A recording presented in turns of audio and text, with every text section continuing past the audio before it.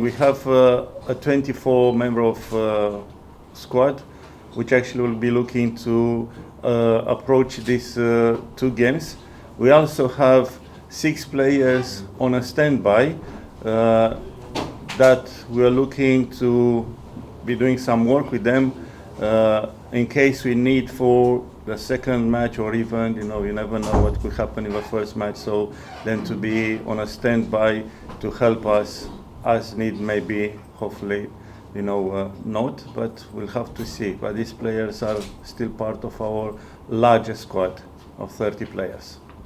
We have 6 players that are coming from abroad, and lots of them, as you know, they're coming from inside football, so what we call sometimes local players. It's something probably new, probably surprising, so we want to give a good chance to these players, but also we want to utilize as much as possible the foreign players we have.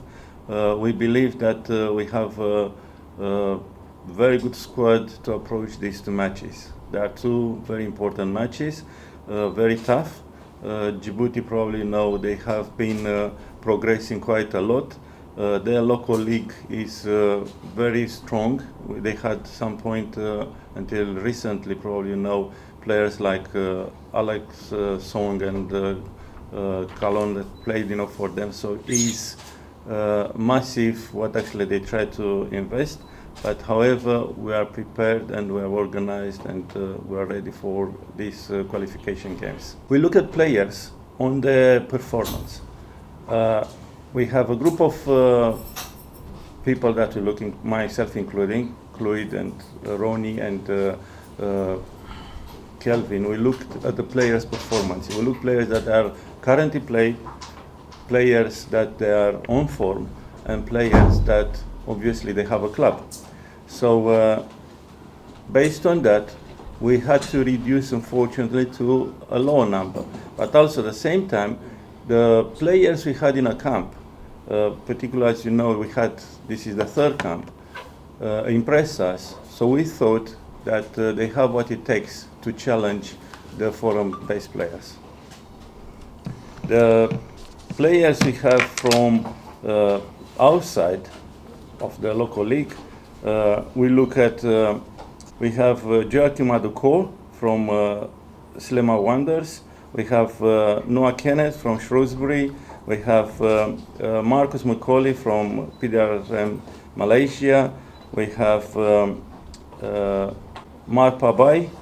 We have Mohamed Sangara, and we have Samson Due. So that will be the players we are looking to get from outside of Liberia. No, Oscar Dore is there. They really impressed the way they try to, the hard work they put, and they impressed the way they absorb the information and knowledge. So probably we're going to see a little bit of different football than before, a bit more dynamic and more energetic football. So we are very impressed with the local players, with the port, and everything they put into practice. But all the time, obviously, you have challenges and you have obstacles. One of them, for example, is we have like a huge blend of players. We have about 8 players, if I'm not mistaken, 9 players that will be first time international team call-up. We also have lots of youngsters, probably you notice. We have about 5 players, very young players. We have also players that are very experienced at the same time. So we believe that that obviously could be a little bit of challenge, but also one of the main challenge, probably, as you know, is foreign-based players. They will arrive, some of them on 18. So we probably have only 1 training session with them. So that will be also challenge. In order to do that, we've done some Zoom meetings, we've done some discussion, and we still do some discussion between now and that time. So when they're going to come, we hope that will be prepared and will be organized and understanding our philosophy, how we want to play, and their roles and responsibility in the squad. Well, I don't want to say that until we're going to have all the players in the squad. We need to discuss with them, and we need to have the leader properly announced rather than basically through the media. So probably wants to do face-to-face with the players first and then to release through the media. Extremely well. We know the opponents extremely well. We've done a lot of research. We research on players, we research on the team, so we know them pretty well. But obviously, like every other team, they will try to surprise us as we try to surprise them. So on the day, will be also up to players to resolve some puzzles that are going to be happening on the pitch. Obviously, we'll try to give them as much as ammunition as possible, but also will be some on the day and also on the bench just to resolve some of the things, to make an impact and to make an input. But then, as I said, players on the pitch may have to make decisions, and I will try to help them in making decision, right decision according to our playing style, our philosophy and our game plan. Well, probably you remember my last press conference. We said that we are looking at 40 players that are foreign-based. So we analyzed all of them, and we thought that these 6 players are the ones who could, at this point in time, be the case to come and help us with what we want to achieve. I don't have any quota. So it's up to the players, I was saying before, them to be on form, then to be able to perform at their clubs and to impress us. It doesn't matter if there are 24 local-based players or 24 foreign-based players. These are the players that are going to be on form, and at that given time will be those that actually we think that could help us to achieve whatever target we're going to have on that given match. Remember also that there are matches and matches, opponents and opponents, so probably other players may be suited for different other purposes. I know that it's been frustrating for the country to have such a long time to have, for example, home win, if I'm not mistaken, 2021. So it's a long, long time for any football team to win a home match. So we prepare as much as possible. We are organized. We know our game plan. We know our strategy, and we think that we have what it takes to bring a win after so long time. So I would expect, I would actually ask the Liberian to, first of all, to expect an energetic team, to expect a team that actually works hard and we're going to fight from the first minute to the last minute. And I would expect our players to be playing with proud that actually they are Liberians, to make Liberians proud. Well, the first message is this. Unless you fight from the first minute to the last minute, it's very difficult to get out of any matches. So we need to be able to compete at the highest level. We'll be able to be disciplined, tactically disciplined, and also to be intelligent on what actually we do. Because, as you know, sometimes opponents try to provoke you, things like that. So basically our players psychologically supposed to be ready for that, and we want them to be shrewd, as you could say. Well, as you could probably know that we had a look at a number of goalkeepers, like all the other positions. We combed the country, we saw all the Premier League goalkeepers that actually go in goal. And at this point, we selected 4, from which now we have only 3 in the squad. So Tommy is also one of the 3 of them.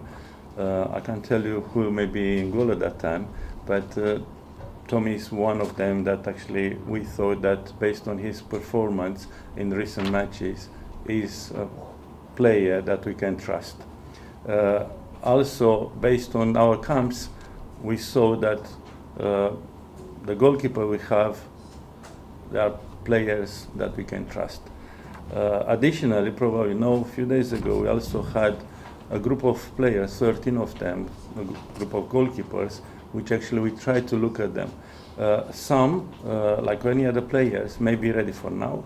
Some may be for future, because we are not looking only at this point in time, we look at larger scale.